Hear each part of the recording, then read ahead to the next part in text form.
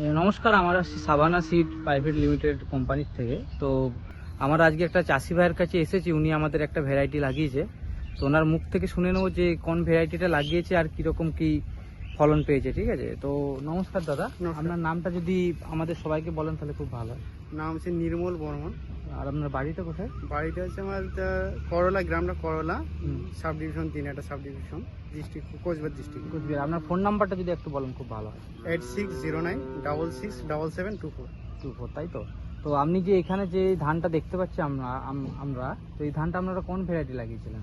এটা সাভানার 7501 7501 লাগিয়েছিলেন। তো লাগিয়ে পরে কিরকম কি আপনি দেখতে পাচ্ছেন, কিরকম ধানটা অন্যান্য ভ্যারাইটির থেকে এটা একটু ভালো বোঝা যাচ্ছে, কারণ এর পাশকাঠির সংখ্যাটা আপনারা দেখবেন হয়তো, এর পাশকাঠির সংখ্যাটা অন্যান্য ধান থেকে একটু বেশি আছে।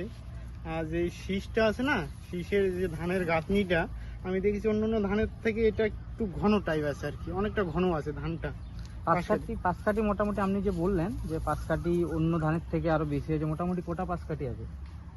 যদি গড় আপনি 14 থেকে 15টা তো আছেই আছে না? আপনি একটু যদি গুনে দেখিয়ে দেন তাহলে খুব ভালো। তাহলে আপনারা একটু আসেন, আমি দেখাচ্ছি। এখানে 1, 2, 3, 4, 5, 6, 7, 8, 9, 10, 11, 12, 13, 14, 15, 16, 17টা, এটার মধ্যে 17টা আছে।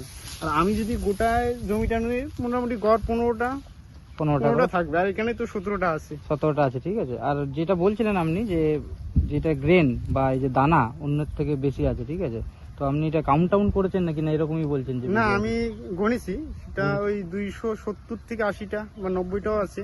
80টা আছে, ঠিক আছে। তো আপনি আরো যারা চাষি আছে আমাদের ভিডিওটা যারা আরো দেখবে তাদেরকে কি রেকমেন্ডেড করবেন বা কি বলবেন? আমি অবশ্যই বলবো ধানটা ডাললে অনেকটা লাভবান হওয়া যাবে, কারণ এই ধানটার মধ্যে আমি দেখেছি যে মনে হয় অন্য ধান থেকে ভালো হবে, অনেকটা ভালো হবে। তাই বলবো যে আপনারা এই ধানটা করুন, অনেকটা লাভবান হবেন। নমস্কার দাদা, অসংখ্য ধন্যবাদ।